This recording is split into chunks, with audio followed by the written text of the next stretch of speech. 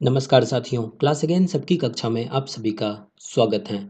साथियों, अभी waste Asia यानी कि मिडिल ईस्ट में हालात काफ़ी वोलाटाइल हैं और इजराइल, ईरान, यूएस के बीच एक गर्म नरम यानी कि हाई टेंशन सिचुएशन बनी हुई है। अभी के अपडेट्स के मुताबिक फ़िलहाल यहाँ दो अलग अलग टेम्प्रोरी पीस डील्स हुई हैं। एक 8 अप्रैल को यूएस और ईरान के बीच, जो कि पाकिस्तान की मीडिएशन से हुई थी, और दूसरी 16 अप्रैल को इसराइल और हिजबुल्लाह के बीच 10 डेज ट्रूस हुई है। सीज़ फायर के बावजूद यूनाइटेड स्टेट्स ने 13 अप्रैल से ईरान के पोर्ट्स की ब्लॉकेड कर रखी है। यूएस का कहना है कि जब तक ईरान अपने न्यूक्लियर और मिसाइल प्रोग्राम पर कोई पक्की डील नहीं करता, ये ब्लॉकेड जारी रहेगी। स्ट्रेट ऑफ हॉर्मुज़ की बात करें तो ईरान ने रेस्पॉन्स में इस इम्पॉर्टेंट ऑयल रूट्स को कई बार बंद किया है। फिलहाल ये कभी खुलता है और कभी बंद होता है, जिसकी वजह से ग्लोबल ऑयल प्राइसेस में काफ़ी उथल पुथल मची हुई है। यह कन्फ्लिक्ट पिछले 2 महीनों में काफ़ी डेडली रहा है।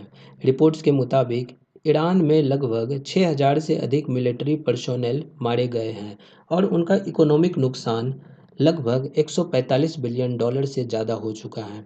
उनके न्यूक्लियर फैसिलिटीज़ और मिसाइल स्टोरेज साइट्स को काफ़ी टारगेट किया गया है। इसराइल और यूएस की बात करें तो दोनों के लगभग 15 सोल्जर्स और इसराइल के 16 सोल्जर्स की डेथ हुई है।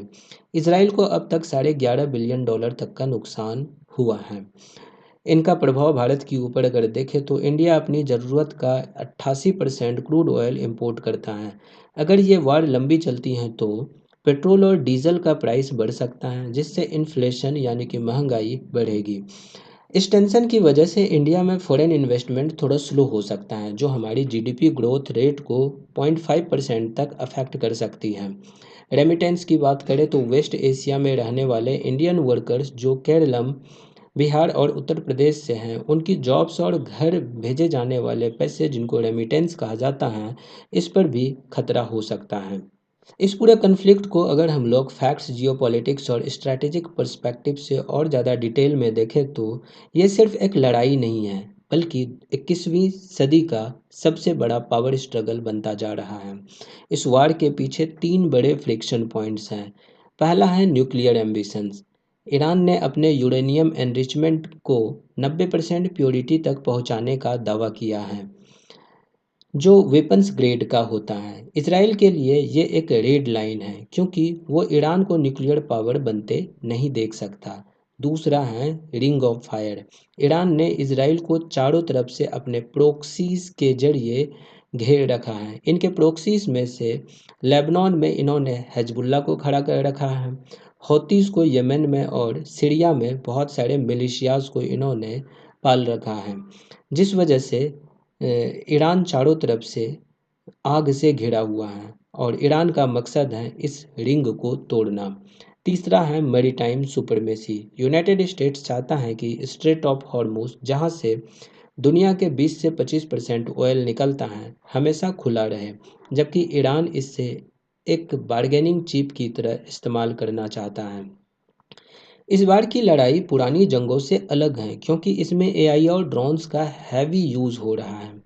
ईरान ने अपने शाहेद और मोहाजेर ड्रोन से इसराइल के मिसाइल डिफेंस सिस्टम, जिसमें कि आयरन डोम्स और एरो 3 हैं, उनको सैचुरेट करने की कोशिश की है। इसराइल ने पहले ईरान के प्रोक्सीज को वीक किया और फिर डायरेक्ट ईरान के अंदर पिन पॉइंट स्ट्राइक भी किया है।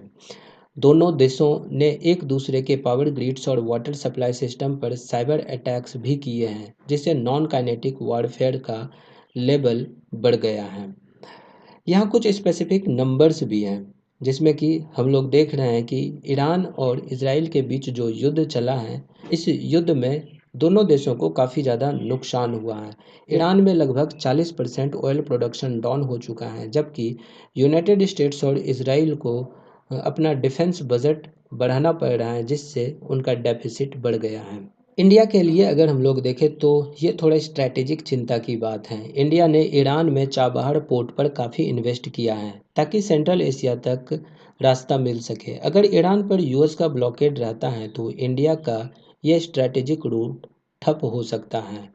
वेस्ट एशिया में लगभग 90 लाख इंडियंस रहते हैं। उनकी सेफ्टी और उनका इंडिया पैसा भेजना, जिनको कि रेमिटेंस कहा जाता है, इससे हमारी इकोनॉमी के ऊपर थोड़ा बुरा इम्पैक्ट पड़ सकता है। उसी प्रकार से इंडिया को एक तरफ यूनाइटेड स्टेट्स जो कि स्ट्रेटेजिक पार्टनर है भारत का, और दूसरी तरफ ईरान जो कि भारत का पुराना दोस्त है और एनर्जी सोर्स है हमारा, इनके बीच बैलेंस बनाकर चलना पड़ रहा है, जो कि काफ़ी ज़्यादा मुश्किल टास्क होते जा रहा है। अभी जो सीज़ फायर चल रहा है उसमें इस्लामाबाद फार्मूला पर बात हो रही है। ईरान अपना यूरेनियम एनरिचमेंट 20% से नीचे लाएगा। यूएस अपने नेवल ब्लॉकेड को स्टेप बाय स्टेप हटाएगा। और तीसरा है, इसराइल और लेबनान के बीच एक बफर जोन बनाया जाएगा। लेकिन सबसे बड़ा खतरा ये है कि अगर कोई भी प्रॉक्सी ग्रुप जैसे कि हौती या हिजबुल्लाह सीज़ फायर के दौरान एक भी बड़ा अटैक कर देता है, तो ये पूरी पीस प्रोसेस मिनटों में ख़त्म हो जाएगी। सबसे बड़ी खबर यह है कि यूएस और ईरान के बीच जो 14 डेज़ का सीज़ फायर हुआ था, वो कल यानी कि वेडनेसडे इवनिंग तक, जो कि यूनाइटेड स्टेट्स का टाइम है, उस समय तक ख़त्म हो जाएगा। यूनाइटेड स्टेट्स के प्रेसिडेंट डोनाल्ड ट्रंप ने कहा है कि वो इस सीज़ फायर को आगे बढ़ाने के लिए हाईली अनलाइकली हैं, यानी कि बहुत कम उम्मीद है। उनका कहना है कि जब तक ईरान पूरी तरह सरेंडर नहीं करता तब तक कोई परमानेंट डील नहीं होगी।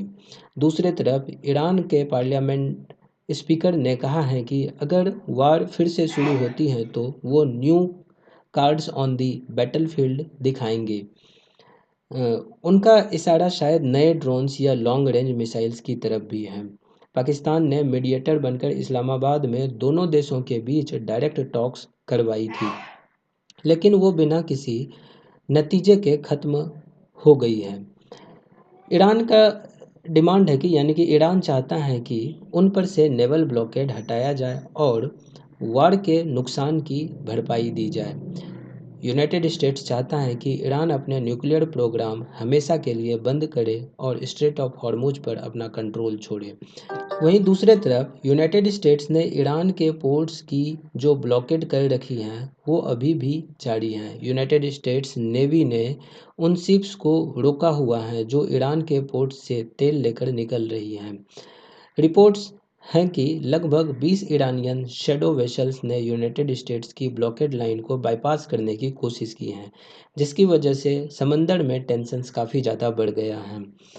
ईरान ने धमकी दी है कि अगर यूनाइटेड स्टेट्स ने ब्लॉकेड नहीं हटाई तो वो स्ट्रेट ऑफ हॉर्मुज को फिर से पूरी तरह बंद कर देंगे। अभी वहाँ से सिर्फ नॉन ईरानियन कमर्शियल वेसल्स ही निकल पा रहे हैं। ये जंग सिर्फ मिडिल ईस्ट तक नहीं रही है, इसका असर पूरी दुनिया की जेब पर भी पड़ रहा है। ब्रेंट क्रूड ऑयल की कीमत 130 से $150 पर बैरल तक पहुंच गई है। हालांकि सीज फायर के दौरान ये थोड़ी गिरी हैं, लेकिन अगर कल जंग फिर शुरू होती है तो प्राइसेस रिकॉर्ड तोड़ सकते हैं। इंडिया के ऊपर इम्पैक्ट देखें तो इंडिया के लिए ये डबल वैमी यानी कि दोहरी मार के तरह है। एक तरफ तेल महंगा हो रहा है और दूसरी तरफ इंडिया को इस बात की चिंता है कि पाकिस्तान इस सीज फायर नेगोशिएशन में एक बड़ा प्लेयर बन गया है, जो इंडिया की रीजनल इन्फ्लुएंस के लिए एक चैलेंज भी है। शिपिंग की बात करें तो स्ट्रेट ऑफ हॉर्मुज में लगभग 16 मर्चेंट शिप डैमेज हुए हैं और एक टग बोट डूब गया है। तो इस तरह से काफ़ी ज़्यादा नुकसान भी हुआ है और अभी फ़िलहाल हम लोग देखते हैं कि कल क्या होता है। क्या किसी प्रकार का सीज़ फायर डील होता है जिससे कि ये सीज़ फायर अभी और आगे बढ़े, या फिर से एक युद्ध शुरू होता है। तो हम लोग इनके ऊपर एक नए वीडियो में अपडेट देख लेंगे। तो साथियों, आज के इस वीडियो में इतना ही। मिलते हैं हम लोग नेक्स्ट वीडियो में। नमस्कार, जय हिंद।